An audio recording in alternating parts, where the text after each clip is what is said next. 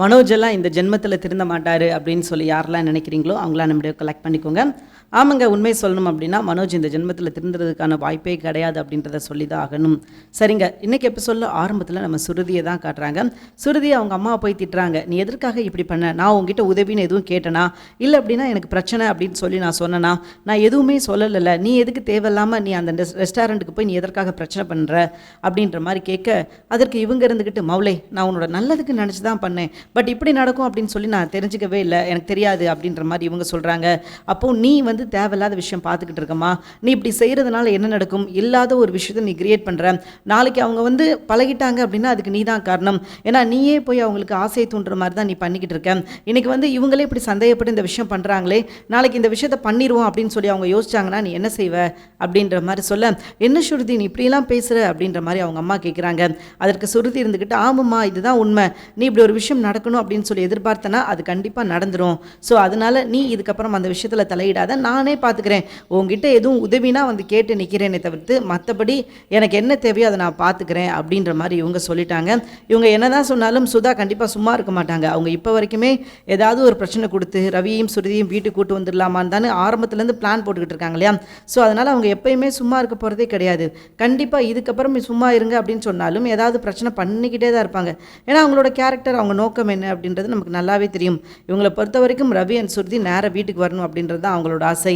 இப்போ சுதாவோட கணவர் என்ன சொல்கிறார் அப்படின்னா, அவள் சொல்கிறது சரிதான், நீ தேவையில்லாமல் இந்த விஷயத்தில் இன்வால்வ் ஆகாத, இல்லாத ஒரு விஷயத்தை நீயே கிரியேட் பண்ணி நீயே தேவையில்லாத விஷயம் பண்ணிடுவ போல அப்படின்ற மாதிரி தான் அவரும் சத்தம் போடுறாரு. நீ பண்ணுறது தப்புமா அப்படின்ற மாதிரி தான் அவரும் சொல்கிறாரு.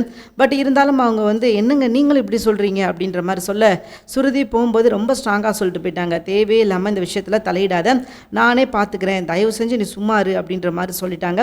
ஸோ சுதாவும் ஓகேம்மா இதுக்கப்புறம் நான் இந்த விஷயத்தில் தலையிடலை அப்படின்ற மாதிரி ஒரு வார்த்தைக்கு சொல்லியிருக்காங்க. அது உண்மையாகவே அதை கடைப்பிடிப்பாங்களா, இவங்க சொன்ன விஷயத்தை காப்பாற்றுவாங்களா அப்படின்னா அது நம்ம பொறுத்திருந்து தான் பார்க்கணும். ஏன்னா அவங்க இப்போ வரைக்கும் அப்படி தான், ஏதாவது ஒரு விஷயம் பண்ணாதீங்க அப்படின்னா உடனே அடுத்த விஷயம் பண்ணிட்டு நிற்பாங்க அப்படின்றது நம்ம எல்லாருக்குமே நல்லா தெரியும். ஸோ அதே மாதிரி தான் இப்போ சுருதி டீம் சொல்லியிருக்காங்க, இதுக்கப்புறம் அந்த விஷயத்தில் நான் தலையிட மாட்டேன் அப்படின்னு சொல்லியிருக்காங்க. சரி, அது உண்மையா பொய்யா அப்படின்றத இனி வர்ற எபிசோட்ல பார்த்து தெரிஞ்சுக்கலாம். அப்போது நம்ம சுருதி போனதுக்கப்புறம் அவங்களோட கணவர் கேட்குறாரு, என்னம்மா நீ பிளான் போடுற? ஏதாவது பிளான் போடுற, பட் எல்லாமே ஊற்றிக்கிட்டு இருக்குதே, நீ ஏதாவது பிளான் போட்ட அப்படின்னா அது சரியாக நடக்கிற மாதிரி தான் இருக்கணும் அப்படின்ற மாதிரி அவர் சொல்கிறாரு. இல்லைங்க, நான் கரெக்டாக நடக்கும் அப்படின்னு சொல்லி தான் நான் நினச்சேன், ஆனால் அது நடக்கலை, நான் என்ன பண்ணேன் அப்படின்ற மாதிரி அவங்க சொல்கிறாங்க. இல்லைனா நீ அமைதியார், ஒன்று பிளான் போட தெரிஞ்சால் போடு, இல்லைனா தயவு செஞ்சு அமைதியார், நானே பார்த்துக்கிறேன் அப்படின்ற மாதிரி இவர் சொல்லிட்டாரு. இவங்களும் இல்லைங்க அப்படின்னு சொல்லிட்டு அந்த விஷயத்தை மழுப்புறாங்க. ஏன்னா இவங்களால ஒரு விஷயத்தை கூட கரெக்டாக பிளான் பண்ணி செய்ய முடியல. இவங்களும் பல தடவை பல விஷயத்தில் பிளான் பண்ணியிருக்காங்க, பட் எதுவுமே நடக்கலை, நடக்காது. ஏன் அப்படின்னா இவங்க நல்லதுக்காக அந்த பிளானை போடலை, முழுக்க முழுக்க ஒரு கெட்டதுக்காக மட்டும்தான் அந்த பிளானை போட்டுக்கிட்டு இருக்காங்க அப்படின்றது தான் உண்மை. ஸோ அப்போ இவங்களுக்கு எந்த விஷயமும் நடக்க போகிறது கிடையாது அப்படின்றது தான் கண்டிப்பாக அதுவும் உண்மை கூட. சரிங்க, இது ஒரு பக்கம் இப்படி போய்கிட்டு இருக்கு. இன்னொரு பக்கம் பார்த்தீங்கன்னா நம்ம மனோஜ் எல்லாரையும் கூப்பிட்றாரு. அம்மா அம்மா இங்கே வாமா, நான் ஒரு சூப்பரான ஒரு விஷயம் வச்சுருக்கேன் அப்படின்னு சொல்லிட்டு எல்லாரையும் கூப்பிட்டு என்ன ஏது அப்படின்னு சொல்லிட்டு எல்லாரும் வர்றாங்க. என்ன ஏதுன்னு கேட்கும்போது அவர் என்ன சொல்கிறார் அப்படின்னா, என்னை ஒரு ஸ்கூலுக்கு சீஃப் கெஸ்ட்டாக கூப்பிட்ருக்காங்க, நான் ஒரு ஸ்கூலுக்கு சீஃப் கெஸ்ட்டாக போக போகிறேன் அப்படின்ற மாதிரி சொல்ல, விஜயாவுக்கு ரொம்ப சந்தோஷம். ஒன்றை சீஃப் கெஸ்ட்டாக கூப்பிட்ருக்காங்களாப்பா, எப்பா சூப்பர்ப்பா, இந்த மாதிரி ஒரு விஷயம் நடக்காதா அப்படின்னு சொல்லி எதிர்பார்த்துக்கிட்டு இருந்தோம், நம்ம வீட்டிலேருந்து நீ ஸ்கூலுக்கு பேச போகிற முதல் நீ தான்ப்பா அப்படின்னு சொல்லிட்டு மனோஜை தலையில் தூக்கி வச்சு ஆடுறாங்க, புகழ்ந்து தள்ளுறாங்க. என் பையனை போல் உண்டா, என் பையன்தான் மாசு, மற்ற எல்லாரும் தூசு அப்படின்ற அளவுக்கு அவங்க பஞ்சு டயலாக்லாம் பேசிக்கிட்டு இருக்காங்க. மனோஜும் அதெல்லாம் பார்த்துட்டு ரொம்ப கெத்தாக இருக்கார். அப்பா நம்ம அம்மா நம்மளை பற்றி இவ்வளோ புகழ்ந்து தள்ளுறாங்களே அப்படின்னு சொல்லிட்டு. அப்போ முத்து வர்றாரு. முத்து என்ன சொல்கிறார் அப்படின்னா, நீ அங்கே போய் என்னடா சொல்லி கொடுக்க போகிறேன், எப்படி என்ன பண்ணணும், எப்படி பணத்தை எடுத்துகிட்டு ஓடணும் அப்படின்னு தான் சொல்லித்தர போகிறேன், புதுசாக நீ என்ன சொல்லித்தர போகிற அப்படின்ற மாதிரி தான் சொல்லியிருக்கார். பாருங்க, ரோகிணிக்கு வந்ததுங்க ஒரு கோவம். ஏங்க முத்து நீங்கள் என்ன நினச்சிக்கிட்டு இருக்கீங்க, நீங்கள் எதுக்கு இப்படிலாம் பேசிக்கிட்டு இருக்கீங்க அப்படின்னு சொல்லிட்டு நம்ம முத்து கூட சண்டைக்கு போகிறாங்க. அப்போ முத்து சொல்கிறாங்க, எங்க நான் உண்மையை தானே சொன்னேன், நடந்த விஷயத்தை தானே சொன்னேன் அப்படின்ற மாதிரி சொல்ல, அதான் நான் படிக்காதவங்களுக்குலாம் எப்படி தெரியும் அப்படின்ற மாதிரி சொல்லும்போது நம்ம மீனா வந்துடுறாங்க. எங்க படிக்கலைனாலும் இதுக்கும் அதுக்கும் என்னங்க சம்மந்தம், படிப்புக்கும் அதுக்கும் சம்மந்தம் கிடையாதுங்க, அறிவு இருந்தால் போதும் அப்படின்ற மாதிரி அவங்க சொல்ல, இல்லை மீனா பாருங்கள் உங்கள் ஹஸ்பண்ட் எப்படி பேசிக்கிட்டு இருக்காருன்னு பாருங்கள், இதெல்லாம் உங்கள் ஹஸ்பண்டுக்கு தேவையா அப்படின்ற மாதிரி சொல்ல, எங்க அவங்க அண்ணன் தம்பிங்க அவங்களுக்குள்ளே ஏதோ பண்ணிட்டு போகிறாங்க, இதில் எதுக்கு நீங்கள் இன்வால்வ் ஆகுறீங்க அப்படின்ற மாதிரி மீனா சொல்கிறாங்க. என்னதான் அண்ணன் தம்பி தம்பியாக இருந்தாலும் மீனா இப்போ அவங்க இப்படி பேசலாமா? ஏன்னா அவங்க வந்து ஒரு நல்ல விஷயம் பண்ணுறாரு மனோஜ். ஸோ அதனால் இந்த நேரத்தில் இவங்க இப்படி பேசுகிறது சரியாக இருக்குமா? அவரை வந்து டீமோட்டிவேட் பண்ணுற மாதிரிலாம் இருக்கும். ஸோ அதனால் அவர் அப்படி பேச வேணான்னு சொல்லுங்கள் அப்படின்ற மாதிரி சொல்ல, எனக்கு தெரியாது அப்படின்ற மாதிரி மீனா ஒதுங்கிக்கிட்டாங்க. ஸோ அடுத்த கட்டமாக மனோஜ் என்ன பண்ணுறாரு அப்படின்னா எல்லாரையும் கூப்பிட்றாரு. அண்ட் முத்து வந்து என்னடா பேசுகிற அப்படின்ற மாதிரி கேட்கும்போது, டே பேசுகிறத பற்றிலாம் உனக்கு என்னடா தெரியும்? நீ இதுக்கு முன்னாடி எங்கேயாவது பேசியிருக்கியா? எங்கே நீ பேசு பார்ப்போம் அப்படின்ற மாதிரி சொல்ல, நம்ம முத்து தமிழில் புகுந்து விளையாட ஆரம்பிச்சிட்டாரு. ஏன்னா அவருக்கு வந்து சொல்லிட்டாரு தெளிவாக, எனக்கு வந்து இந்த மாதிரி உன்ன மாதிரி இங்கிலீஷ்லலாம் பேச தெரியாது, எனக்கு தெரிஞ்ச தமிழில் நான் எப்படி பேசணுமோ நான் அப்படி பேசுகிறேன், பார்த்துக்கோங்க அப்படின்ற மாதிரி சொல்லிட்டு அவர் பேச ஆரம்பிக்கிறாரு. மாதா பிதா குரு அப்படின்ற மாதிரி சொல்லி அவர் ஆரம்பிக்கிறார் அவரோட ஸ்பீச்சை. எல்லாரும் மெய் மறந்து கேட்குறாங்க, பரவாயில்ல முத்துக்குள்ளே இவ்வளோ ஒரு திறமையா? ஏன்னா முத்து வந்து இப்படிலாம் பேசுவார் அப்படின்னு சொல்லிட்டு யாருமே நினச்சி பார்க்கல. பட் முத்து இப்படி பேசுகிறது வந்து எல்லாருக்குமே ஆச்சரியமாக இருக்குது. என்னடா அது முத்துவுக்கு இப்படியெல்லாம் பேச தெரியுமா அப்படின்னு சொல்லிட்டு மீனாவே ஆச்சரியப்பட்டு பார்க்குறாங்க. ஸோ எல்லாரும் பார்த்தீங்கன்னா முத்து வேடிக்கை பார்த்துக்கிட்டு இருக்காங்க. முத்து அவருக்கு தெரிஞ்ச விஷயத்தை வந்து அவ்வளோ தெளிவாக அவ்வளோ அழகாக சொல்லிக்கிட்டு இருக்காரு. ஸோ இது எல்லாருக்குமே பெரிய ஆச்சரியம் ஏற்படுத்துது. ஏன்னா முத்து வந்து இப்படி பேசுவார் அப்படின்னு சொல்லி யாருமே நினச்சி பார்த்துருக்க மாட்டாங்க. ஸோ அவ்வளோ சூப்பராக நம்ம முத்து பேசுகிறாரு. எல்லாருக்குமே சந்தோஷமாக இருக்குது. முக்கியமாக அண்ணாமலைக்கு, மீனாவுக்கு, ஏன் ரவிக்கு சுருதிக்கு கூட சந்தோஷமாக இருக்குன்னு பாருங்களேன். அவங்க வந்து ஏதோ இவங்களே பேசுகிற மாதிரி ரொம்ப சந்தோஷப்படுறாங்க ஆகா அப்படின்னு சொல்லிட்டு.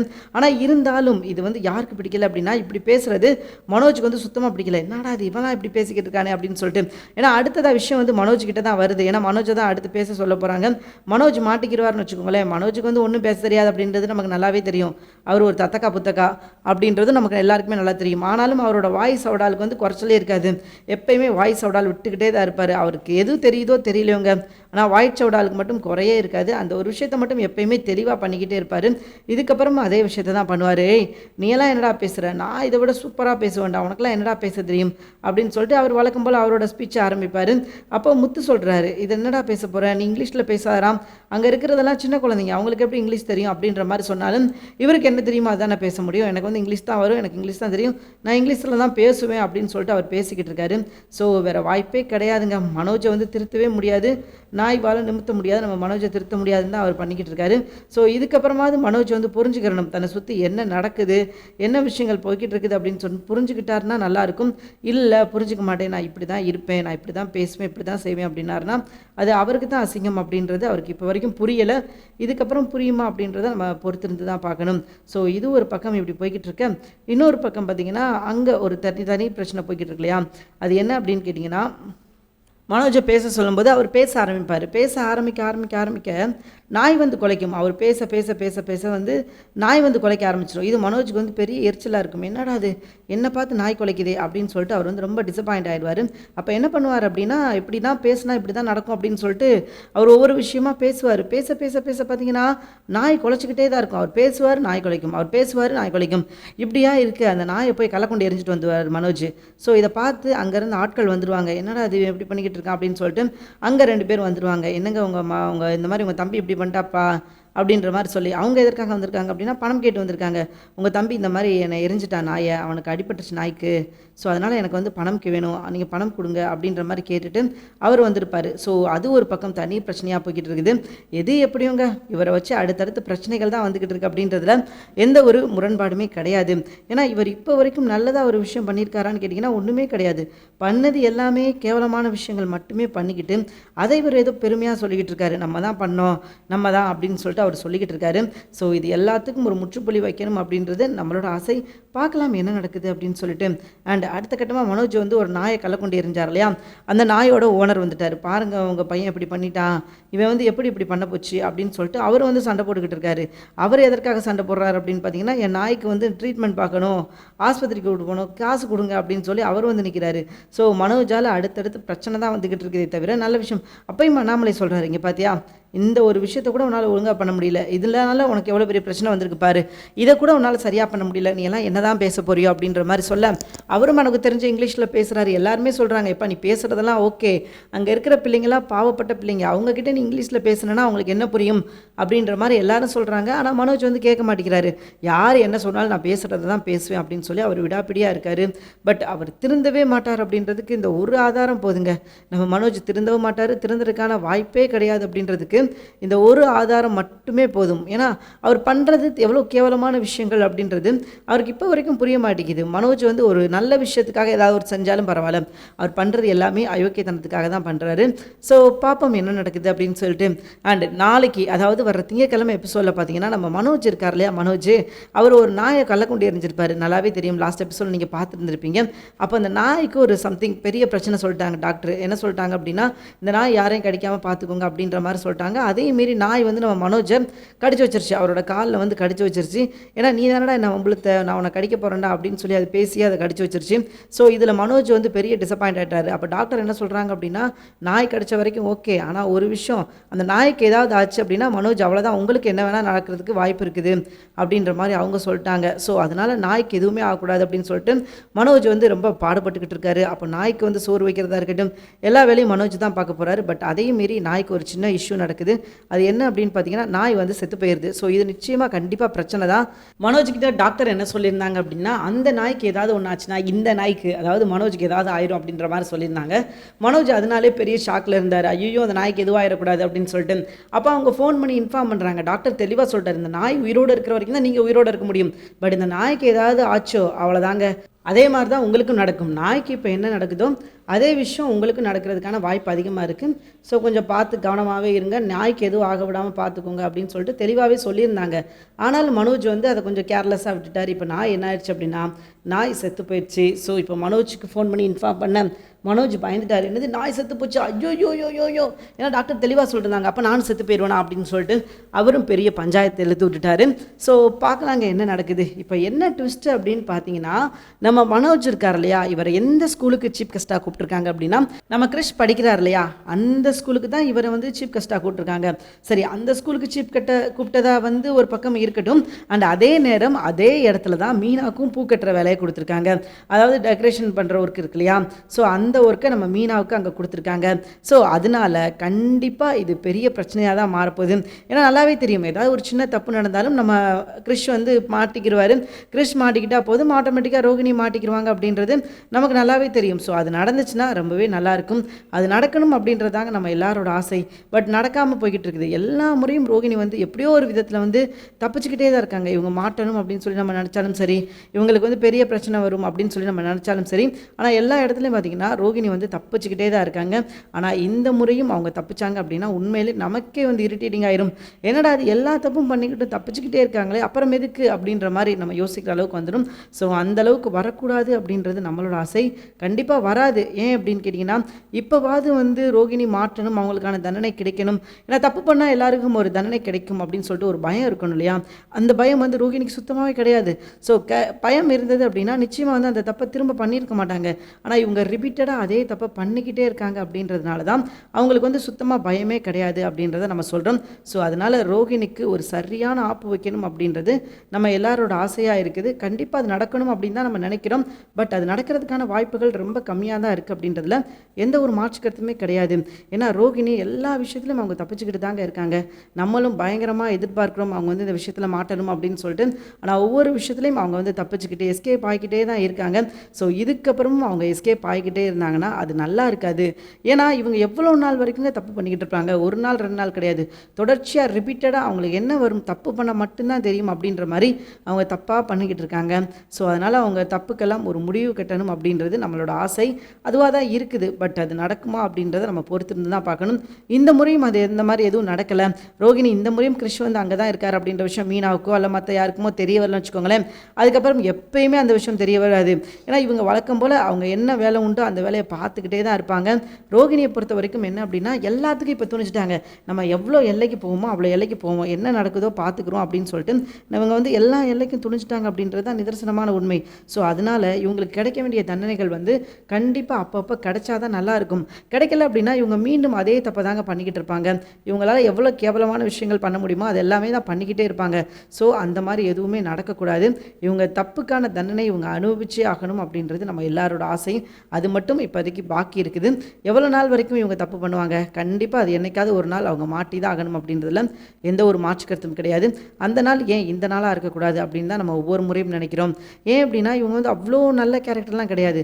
இவங்க வந்து அவங்களோட சுயநலத்துக்காக என்ன வேணால் பண்ணுற ஒரு கேரக்டர். ஸோ அப்படி இருக்கும்போது நம்ம இந்த கேரக்டருக்காக யோசிக்கணும் அப்படின்ற அவசியமே கிடையாது. ஸோ ரோகிணியை பொறுத்த வரைக்கும் அவங்களுக்கு எது தப்போ அந்த எது சரியோ அந்த ஒரு விஷயத்தை மட்டும் பண்ணுவாங்க. யாருக்கு நல்லது யார் கெட்டது அதெல்லாம் யோசிக்கவே மாட்டாங்க. அவங்களோட சுயநலம் என்ன, அவங்களுக்கு என்ன தேவை அது மட்டும் அவங்களுக்கு வந்து நடந்தால் போதும். மற்ற யாரோ எதுவோ எதை பற்றியுமே கவலைப்பட மாட்டாங்க. எதை பற்றியும் யாருக்காகவும் யோசிக்கவும் மாட்டாங்க. அப்படி ஒரு கேரக்டராக தான் ரோகிணி இருக்காங்க. ஸோ அவங்களுக்கு மட்டும் எதுக்காக நல்ல விஷயங்கள்லாம் நடக்குது அப்படின்றது தான் இப்போ வரைக்கும் நமக்கு தெரியலை. பார்ப்போங்க, இதே மாதிரி தொடர்ந்துச்சு அப்படின்னா கண்டிப்பாக சீரியலே போர் அடிக்க ஆரம்பிச்சிடும். ஏன்னா எவ்வளோ தப்பு தாங்க ஒரு மனுஷியால் பண்ண முடியும்? அவ்வளோ தப்பையும் அவங்க பண்ணிட்டாங்க. இதே அவங்க கணக்கில் தப்புக்கு அப்படின்னு சொல்லிட்டு லிஸ்ட்டே இருக்காது போல். அந்த அளவுக்கு அவங்க பண்ண வேண்டிய தப்பை எல்லாத்தையும் பண்ணிட்டாங்க. ஸோ இதுக்கப்புறம் மேலும் அவங்க தப்பாக பண்ணிக்கிட்டு இருந்தாங்க அப்படின்னா கண்டிப்பாக அது யாருக்காக இருந்தாலும் சிக்கல் தான், யாருக்காக இருந்தாலும் அது ஒரு பிரச்சனை தான். ஸோ அதனால் சீக்கிரமே இவங்க பண்ணுற எல்லா தப்புக்கும் ஒரு முடிவு காலம் வரணும், ஒரு விடிவு காலம் வரணும் அப்படின்றது நம்ம எல்லாரோட ஆசை. வந்துச்சுன்னா ரொம்பவே நல்லாயிருக்கும். ஏன் அப்படின்னா இவங்க எல்லாமே பண்ணலாம், எல்லாமே பண்ணுவோம், நம்மளை யார் கேட்பா அப்படின்ற ஒரு மைண்ட் தாட்டுக்கு வந்துட்டாங்க. ஏன்னா இதுக்கப்புறம் மறைக்கிறதுக்கு ஒன்றுமே கிடையாது. ஸோ நம்ம பண்ணிக்கிட்டே இருப்போம். யார் என்ன சொன்னாலும் அதை பற்றி நமக்கு என்ன கவலை, யாரும் எப்படியும் போகிறாங்க, நமக்கு நம்ம நல்லா இருந்தால் போதும் அப்படின்ற ஒரு தாட்டுக்கு வந்துட்டாங்க. அந்த ஒரு பொசிஷனில் தான் அவங்க எல்லாத்தையும் பண்ணிக்கிட்டு இருக்காங்க. ஸோ அப்படி இருக்கும்போது இவங்களுக்கு வந்து நம்ம என்ன சொல்ல முடியும்? எதுவுமே சொல்ல முடியாது அப்படின்றது தான் நிதர்சனமான உண்மை. ஸோ பார்ப்போங்க, இதுக்கப்புறமும் அவங்க அதே மாதிரி தப்பை பண்ணிக்கிட்டே இருந்தாங்க அப்படின்னா அது இன்றைக்கி இல்லைனாலும் என்னைக்காக இருந்தாலும் அவங்களுக்கு வந்து அது டேஞ்சர் தான். அந்த டேஞ்சர் ஜோன் என்ன அப்படின்னு சொல்லி தெரியாமல் அவங்க வந்து விளாண்டுக்கிட்டு இருக்காங்க. ஸோ என்ன தான் நடக்குமே பார்த்துருவோமே அப்படின்னு சொல்லிட்டு அவங்க இஷ்டத்துக்கு எல்லா விஷயத்தையும் பண்ணிக்கிட்டு இருக்காங்க. பட் இதே விஷயத்த அவங்க ரிப்பீட்டடாக பண்ணிக்கிட்டு இருந்தாங்க அப்படின்னா யாருமே அவங்களை இப்போ வரைக்கும் யாரும் அவங்கள மதிக்கிறது கிடையாது, மதிக்க போகிறதும் கிடையாது. ஸோ இதுக்கப்புறமா அவங்க யாரும் மதிக்க மாட்டாங்க. ஏன்னா இவ்வளோ கேவலமான விஷயங்கள் பண்ணிக்கிட்டு இருந்தால் யாருங்க மதிப்பா? கண்டிப்பாக யாருமே மதிக்க மாட்டாங்க. யாருமே இவங்களுக்கு முதல்ல ரெஸ்பெக்டே பண்ண மாட்டாங்க. என்னடா நீ எல்லாம் ஒரு மனுஷியாடா அப்படின்ற மாதிரி தான் சொல்லி அவங்க ட்ரீட் பண்ணிக்கிட்டு இருப்பாங்க. அதே தான் இந்த முறையும் பண்ண போகிறாங்க, இதுக்கப்புறமும் பண்ண போகிறாங்க. பார்ப்போங்க, ரோகிணி இதுக்கப்புறமாவது சின்ன சின்ன விஷயங்களில் திருந்தினாங்க அப்படின்னா அவங்களுக்கு நல்லது. இல்லை அப்படின்னா திருந்தலை அப்படின்னா கண்டிப்பாக அது அவங்களுக்கு என்றைக்கா இருந்தாலும் டேஞ்சர் தான். அவங்களோட ஒட்டுமொத்த வாழ்க்கையே அழிச்சிருங்க எல்லாமே.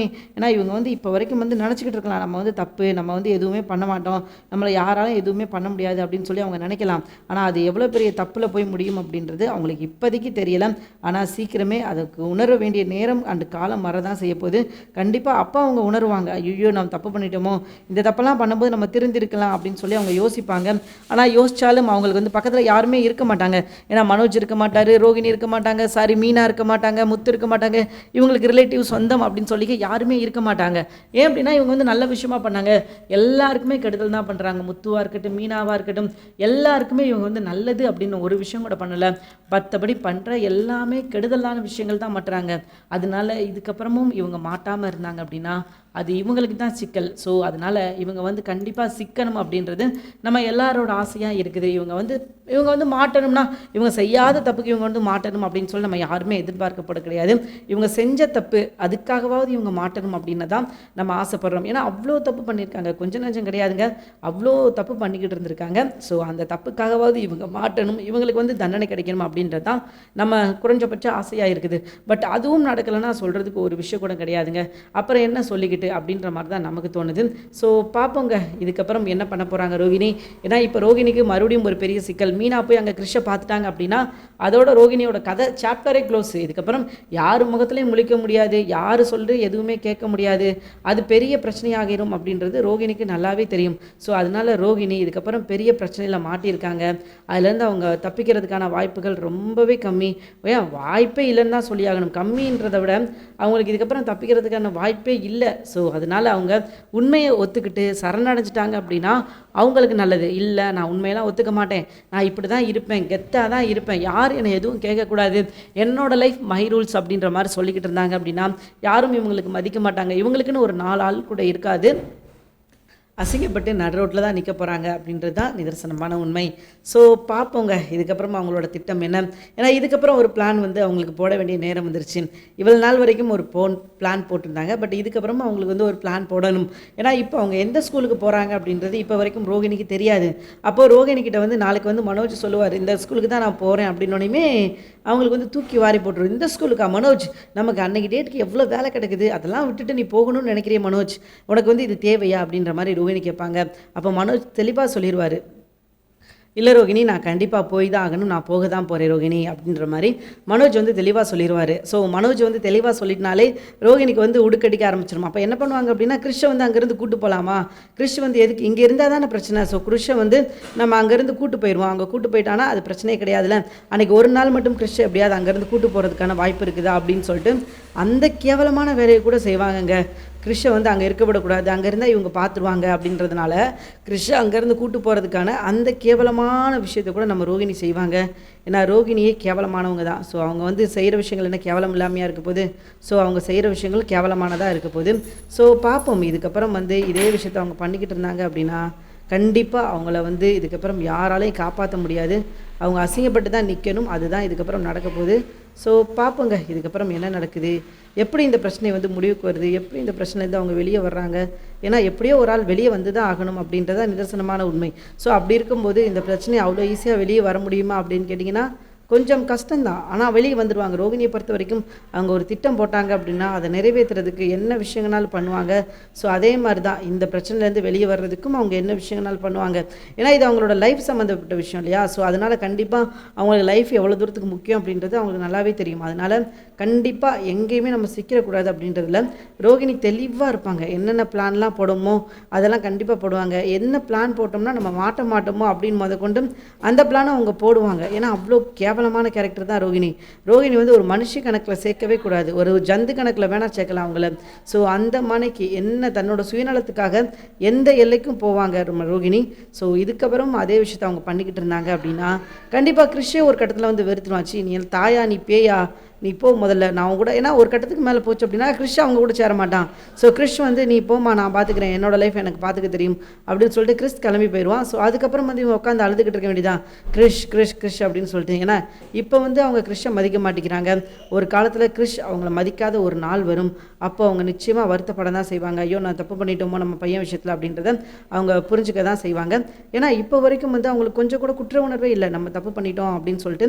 ஸோ அதுதான் இவங்களுக்கு இங்கே வந்து பிரச்சனை. ஸோ அது வந்து கொஞ்சம் மாறினாங்கன்னா நல்லா இருக்கும். ரோகிணியை பொறுத்த வரைக்கும் அவங்கள அப்படியே டோட்டலாகவே மாறணும் யாருமே எதிர்பார்க்கல.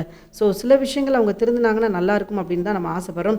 ஆனால் நீங்கள் என்னடா சொல்கிறது, நீங்கள் என்னடா எதிர்பார்க்குறது, நான் திருந்ததுக்கான வாய்ப்பே கிடையாது, நான் திருந்தவும் மாட்டேன் அப்படின்ற மாதிரி அவங்க சொல்லிக்கிட்டு இருக்காங்க. ஸோ இதே நிலை தொடர்ந்தால் ரோகிணி அசிங்கப்பட்டு நடுத்தருவில் நிற்கணும் அப்படின்றதுல எந்த ஒரு மாற்று கருத்தும் கிடையாது.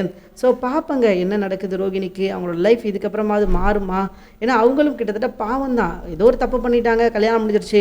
ஸோ அந்த கல்யாணத்தை காப்பாற்றிக்கணும் அப்படின்றதுக்காக அவங்க பண்ணாத தப்பு கிடையாது, அதுக்கே தனியாக தப்பு பண்ணிக்கிட்டு இருக்காங்க. ஸோ அதனால் அவங்களோட பிரச்சனைகள்லாம் முடியணும் அப்படின்னா ஒன்று யார்கிட்டையாவது உண்மையை சொல்லணும், இல்லை அப்படின்னா அவங்க கொஞ்சம் திருந்தணும். இது ரெண்டில் ஏதாவது ஒன்று நடந்துச்சுன்னா தான் நடக்கும். மற்றபடி அவங்க எதுவுமே நடக்கலை அப்படின்னா எதுவுமே நடக்காது அப்படின்றது தான் நிதர்சனமான உண்மை. ஸோ பார்ப்போங்க என்ன செய்ய போகிறாங்க, எப்படி இந்த பிரச்சனையெல்லாம் முடிவு கொண்டு வர்றாங்க அப்படின்றத நம்ம பொறுத்திருந்து தான் பார்க்கணும். ஆனால் இந்த பிரச்சனை அவ்வளோ ஈஸியாக முடிவுக்கு வர்றதுக்கான வாய்ப்பே கிடையாது அப்படின்றது தான் நிதர்சனமான உண்மை. ஏன்னா இப்போ வரைக்கும் பார்த்திங்கன்னா அவங்க பண்ணாத தப்பே கிடையாது. அயோக்கியத்தனம், கேவலமான விஷயங்கள் இது எல்லாமே தான் அவங்க பண்ணிக்கிட்டு இருக்காங்க. ஸோ அப்படி இருந்தும் அவங்களுக்கு வந்து எல்லாருமே வீட்டில் ஓரளவுக்கு ரெஸ்பெக்ட் கொடுத்துக்கிட்டு தான் இருக்காங்க.